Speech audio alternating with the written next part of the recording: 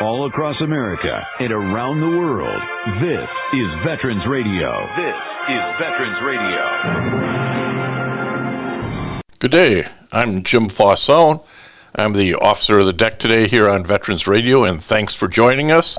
We've got some interesting stories for you. We always want to remind you you can find more about Veterans Radio at its Facebook site or at the web, veteransradio.org, where we're on the web 24/7. You can find a lot of our podcasts there as well. We post new ones every Tuesday, so you can get a new story, a new interview, something you didn't know before by going to veteransradio.org. And before we get started, we want to thank our sponsors. First up, we want to thank National Veteran Business Development Council, nvbdc.org. It was established to certify both service-disabled and veteran-owned businesses. You'll find out how they can help your business by going to nvbdc.org. We want to thank Legal Help for Veterans. Legal Help for Veterans fights for veterans' disability rights all across the nation. You can reach them at 800-693-4800 or on the web at legalhelpforveterans.com. And finally, PuroClean. PuroClean is the paramedics of property damage. It provides water damage remediation, flood water removal, fire and smoke damage remediation, mold removal, biohazard cleanup.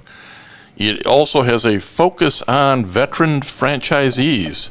You can learn more about them by going to puroclean.com. We want to welcome to Veterans Radio today a Army veteran, Stephen Parent Jr. Stephen, welcome to Veterans Radio. Jim, thanks for having me. Excited to be on. Well, we have you on to talk about an issue that's you've been involved in lately, and we'll talk a little bit about your military service and certainly your businesses, which are interesting.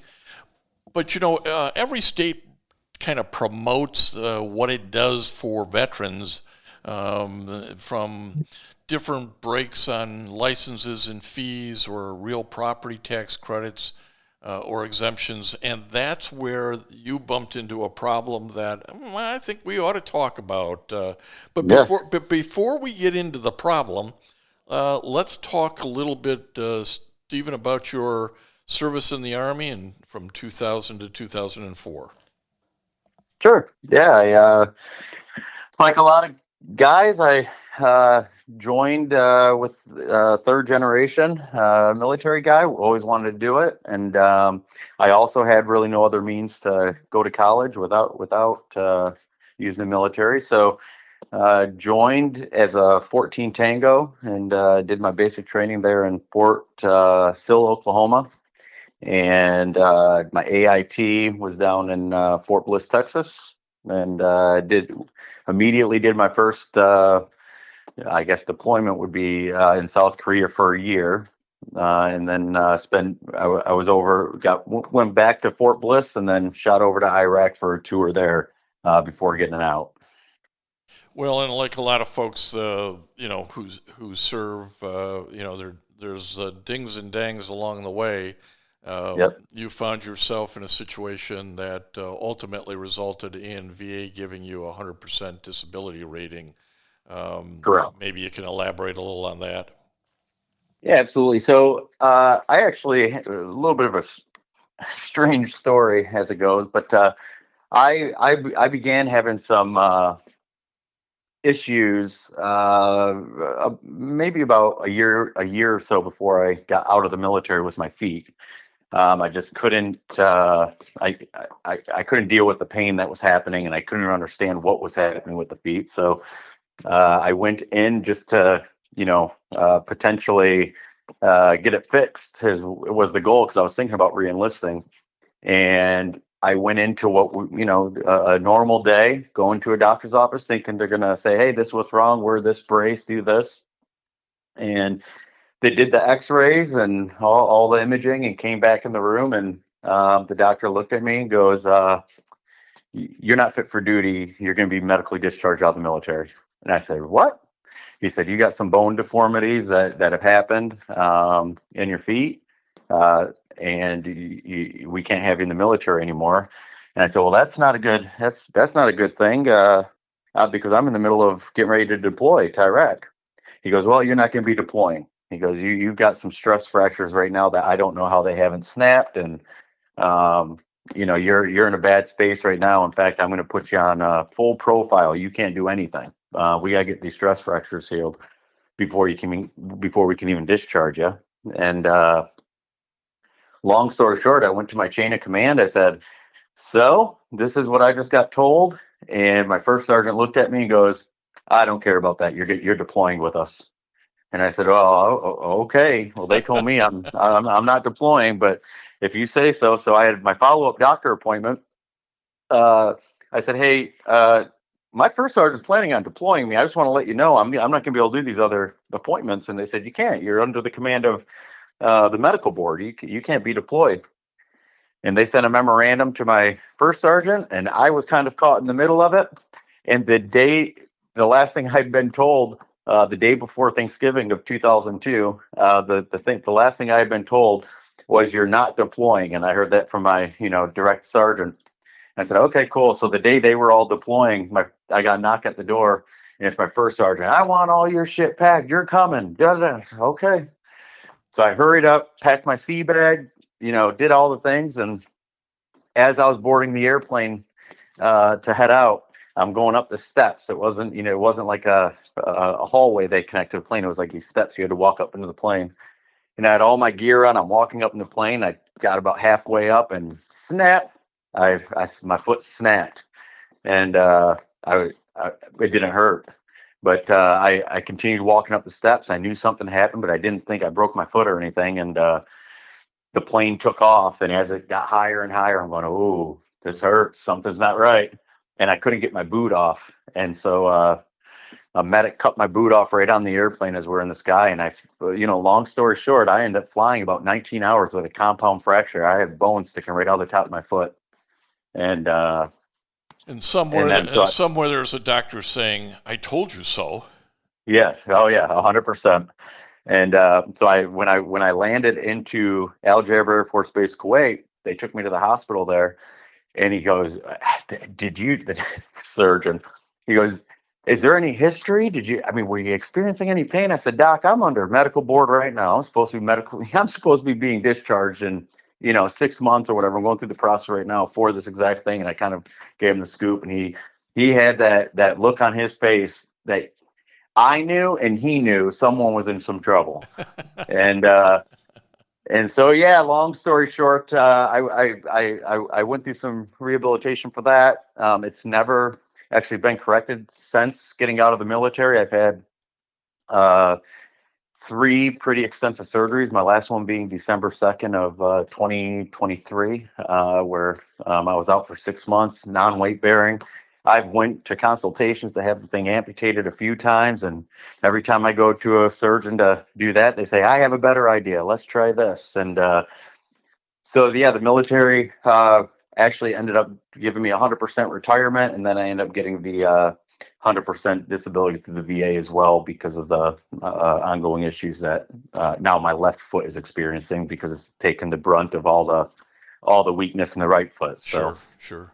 Well, we wanted to explain to folks sort of how you got to this 100%, because it is for many kind of a mythical number, but it also triggers in many states, it triggers various state benefits available to veterans. And in Michigan, where you're situated, one of those benefits is property tax exemption. Correct. And it's an annual renewal thing. You got to continually tell the local assessor, hey, I'm exempt. I'm 100% service disabled. But here's my VA letter proving that up. And you've done that for a number of years, correct? Yes. Yep. I've done it since 2013. And then one day, 12 years later, I guess, somebody says, oh, no, we've interpreted the state benefit differently now. You no longer qualify. So talk us through how that became like, wait a minute, what changed? And then we'll talk about the battle that you're on now. Yeah, so like you said, it's been steady as she goes since 2013. I've had my property tax exemption, which has been great. I actually live in one of the counties here in Michigan that has high property taxes, Ottawa County, and it's the difference is pretty significant, $500 to $600 a month or something to that effect. And one day well, let me preface this by saying, I'm very active in my community and in my township, and the things that I do for a living, which we can get into, have never been a secret. In fact, the plans for my facility here that I work out of have had to be approved by my township and all of those things, and nothing's changed. So um, since I've had this property tax exemption, I've continued to do the things that I do here, which is I have three businesses. I have a dog training company that specializes in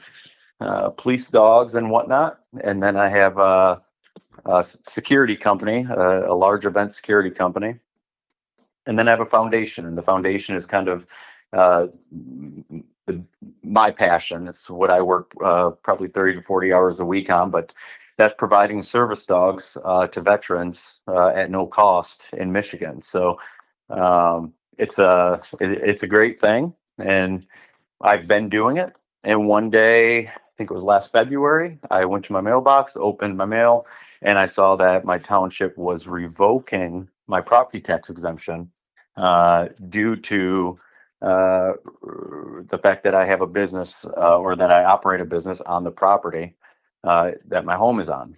And I was shocked. And that's kind of led me to you and why we're talking. It is, and when you go back to this, we spent Steve and I spent some time looking at, like, why did they change their position? We found that the Michigan Tax Commission had put out a new fact questionnaire, FAQ, and in it there was like one line that said, well, if you operate any business out of your house, you don't get the exemption. And that's not what the law says.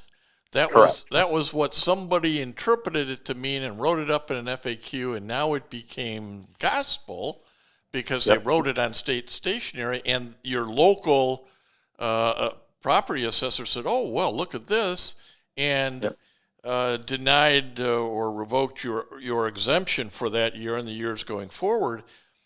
I want to point out that most of these benefits that the state issues don't have qualifiers on them. The decision is made by the VA. If the VA says you're 100% rated and disabled, you get the exemptions. Not, oh, but maybe you can do some work, or you do some work out of the house, or you got a side hustle. I mean, you really have kind of a small bit of your business on your personal property. Why don't you explain what it is that is on the personal property?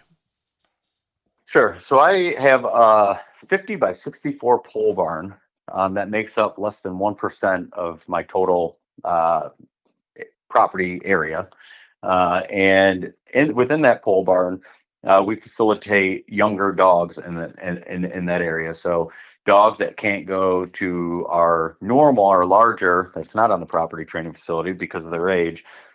We bring dogs in here. They're usually 3 to 8, maybe 9 months old, and we start socializing them, feeding them, doing all the things to get them ready for what we call their school, which is where they learn to be superheroes.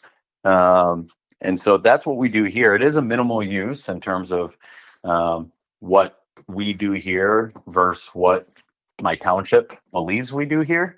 They have documented that their belief is that I'm making millions of dollars out of this building, which my response to them is, well, where's that? Where is it? Well, I wish I was making. And more importantly, what the hell is it any of their business? Right. That's not what you've got the VA rating. End of story. Don't make up extra. Well, we don't want you to have a business, or maybe we don't want to have a too successful business. when you and I've talked about this, a lot of veterans with 100% ratings have some side hustle because you're barely making it with Right. with what you're getting paid if you have a family and you got to pay property taxes or anything else. But Yeah. somehow they've read into this, and what's their explanation for why they get to decide if the side hustle disqualifies you? It's interesting. Oftentimes in my life, I've had things come up, or just being in a normal day of work, I've seen things happen. I've had things happen to me, and I always have this perspective of positive intent. I always assume that somebody made a mistake, and the person who's in charge of that somebody probably doesn't know or isn't aware of that mistake, but will correct it when it's presented. And that belief has been validated dozens of times in my life.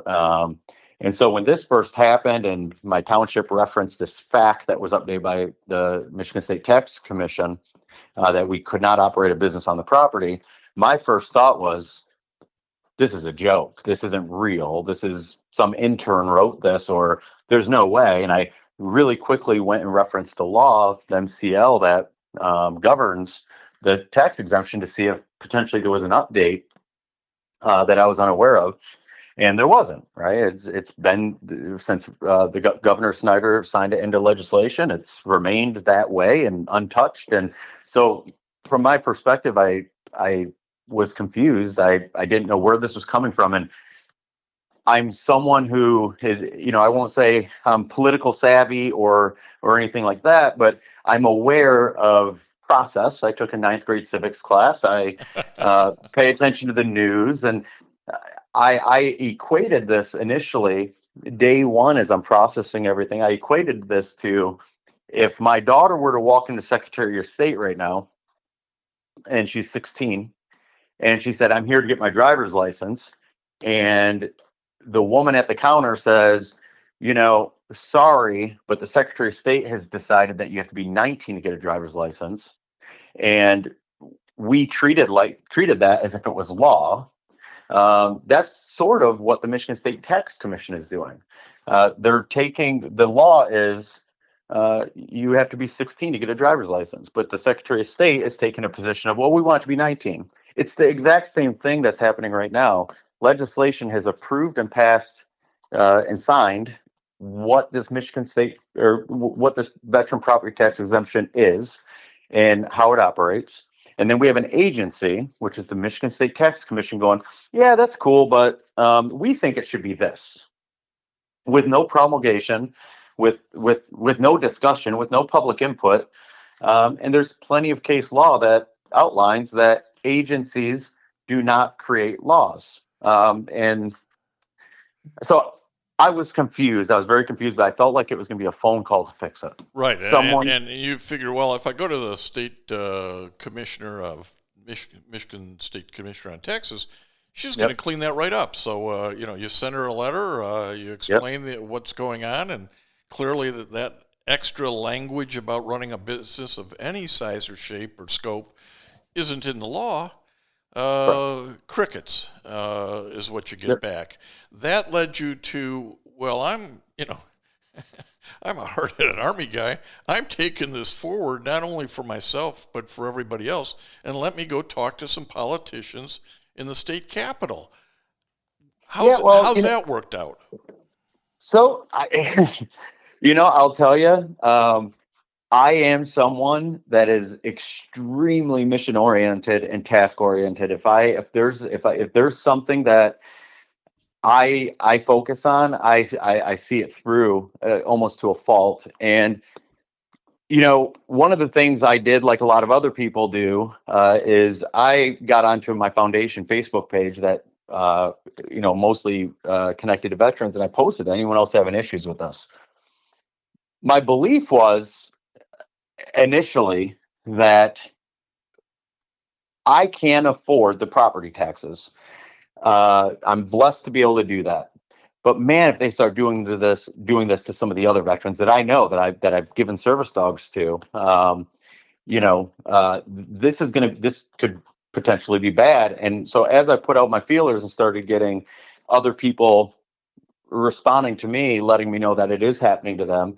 A veteran that's paralyzed from the waist down, that lives maybe 3 miles from me, that operates a car detailing business.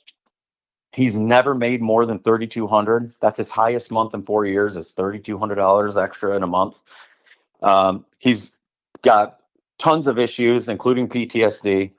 And the idea that they would punish him for trying to supplement his VA income and make a better life for himself and provide for his family blew my mind, especially given the fact that he's part of his rating, a significant part of his rating is for PTSD, which he has social anxiety. Not to say he can't, but it's not in his best interest, I suppose you could say, to go get a normal job at Walmart and be around all the people. Right. And so he's doing what he can. And so as I started learning that this wasn't just me, this is other people who aren't as fortunate as me. And when they get hit with an extra $600-700 a month, it's the difference between them being able to afford their home or not afford their home. And so at that point, I decided, okay, I'm going to advocate. And I didn't know what that meant. I didn't know where to start. And so I just started calling people and Googling people and getting on Google and typing in Michigan Senator veterans and just really anything that I could do to get somebody on the phone.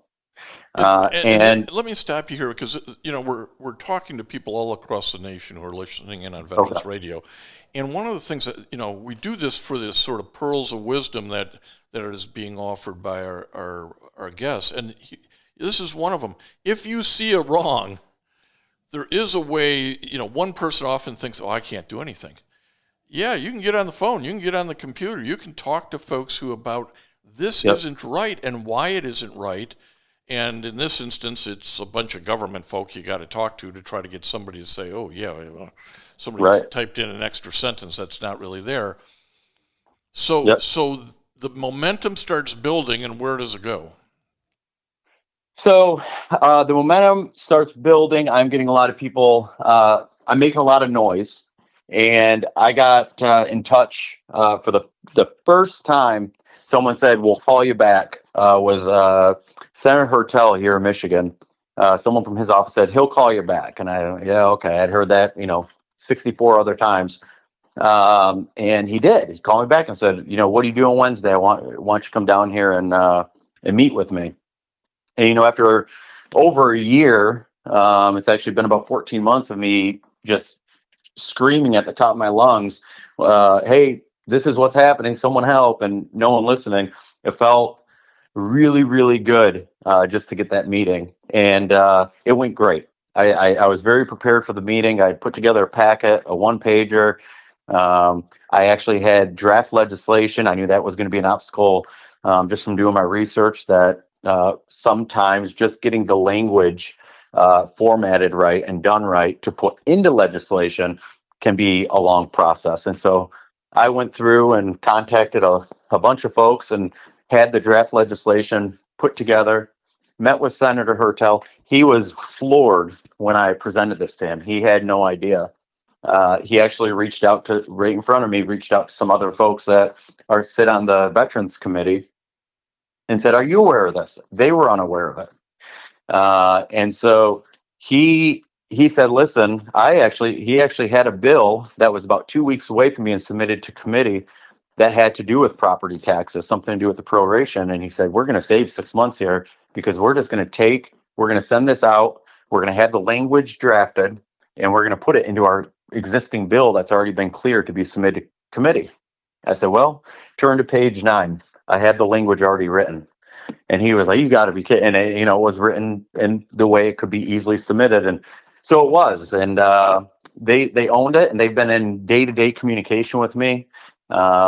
Since then, I've had other senators reach out. I have an invite to go sit before a committee. It's an open invite. I'm not sure of the day yet, but coming up in the next 3 to 4 weeks, I'll be going to Lansing to sit in front of a committee to discuss how this impacts veterans. And I'm hoping that we can move this in the right direction. We still have a long ways to go, but this has been, with your help. You've been a great advocate for this as well, in writing the letter you did to the chairwoman, and it's been people like you that I found that just go that actually do listen and go, yeah, this isn't right.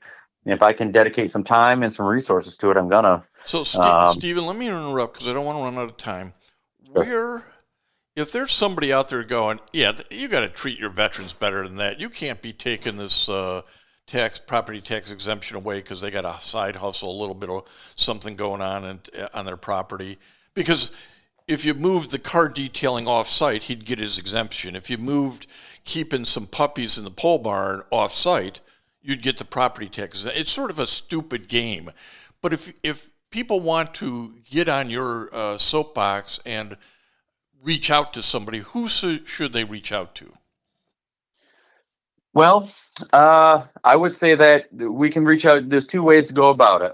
If they want to write a productive email that expressing their disagreement with what's going on, I think the Michigan State Tax Commission chairperson would be a great start, since they oversee this back that was published.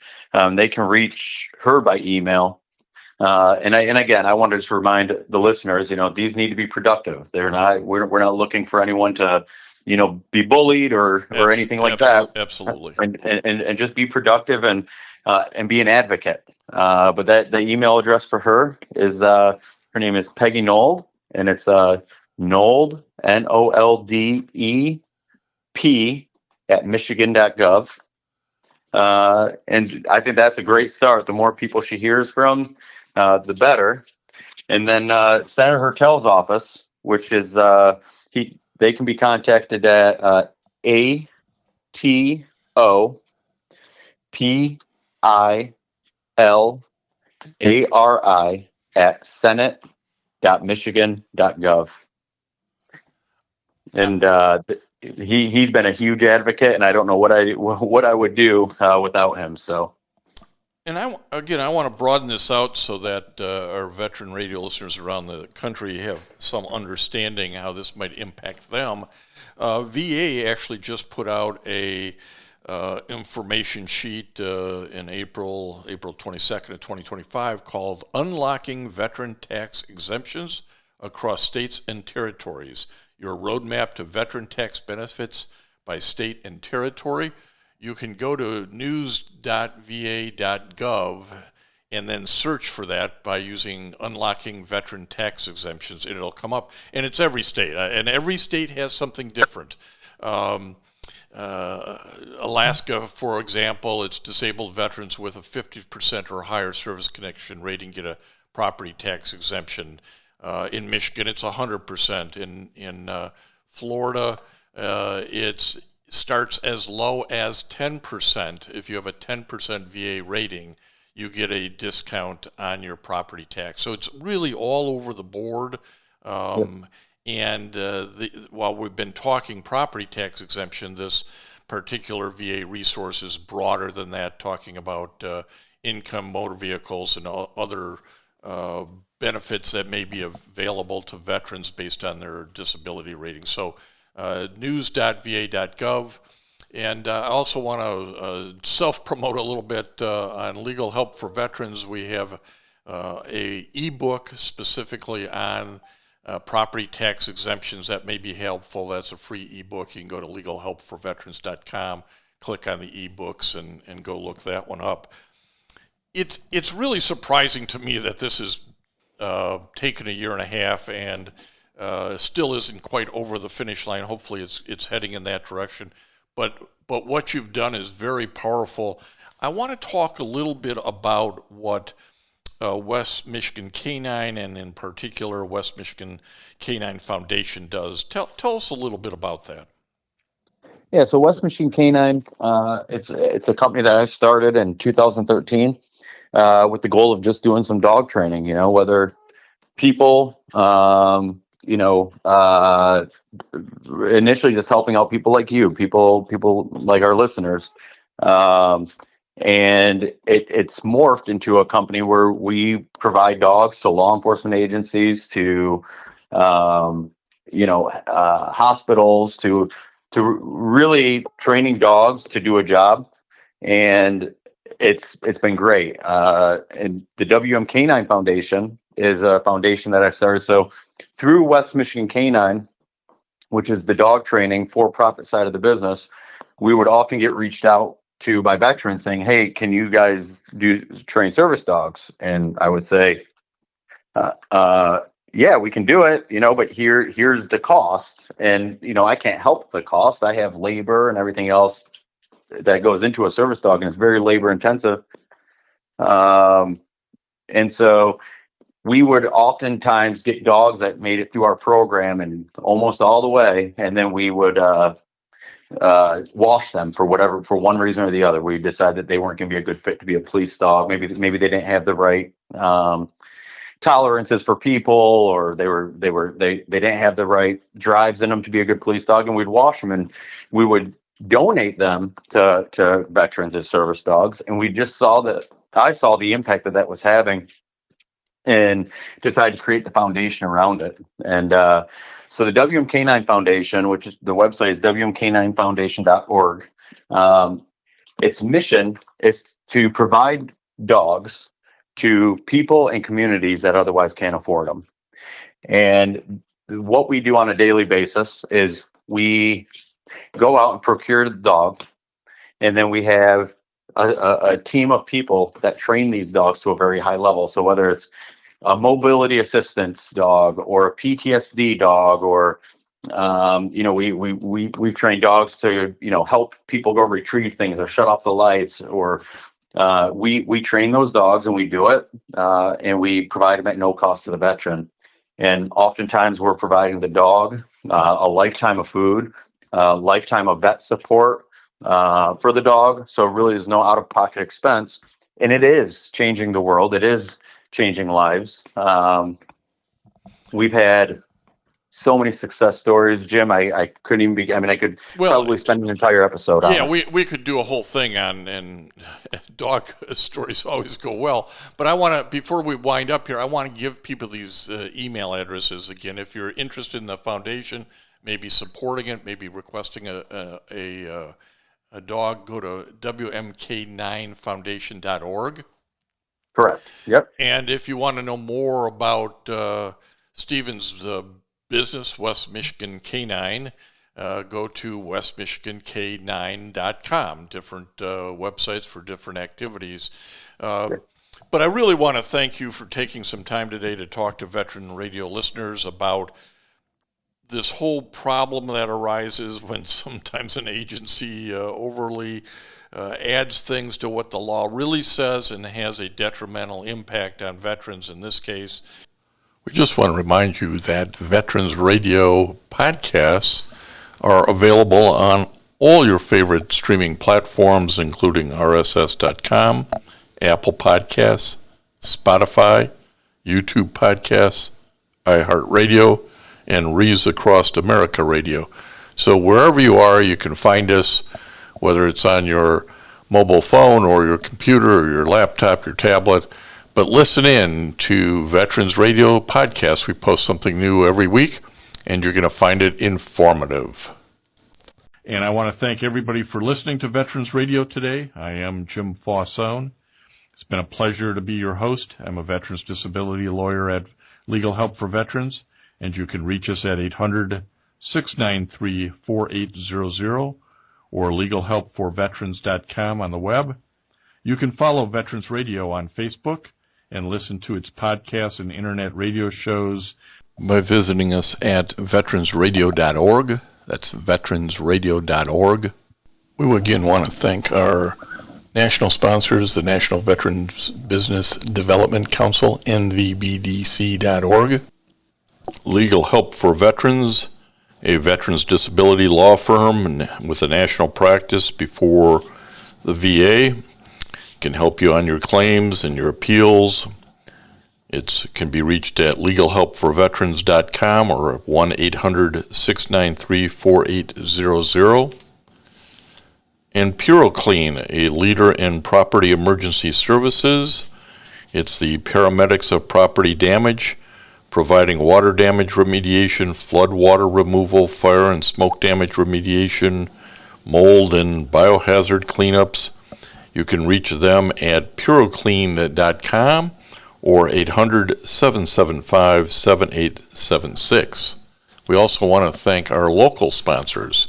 This would include the Charles S. Kettles chapter of the Vietnam Veterans of America, that's chapter 310, VFW Graf O'Hara Post 423, the American Legion Irwin Preston Post 46 in Ann Arbor as well, the VA Ann Arbor Healthcare System, and certainly the National Vietnam Veterans of America Association.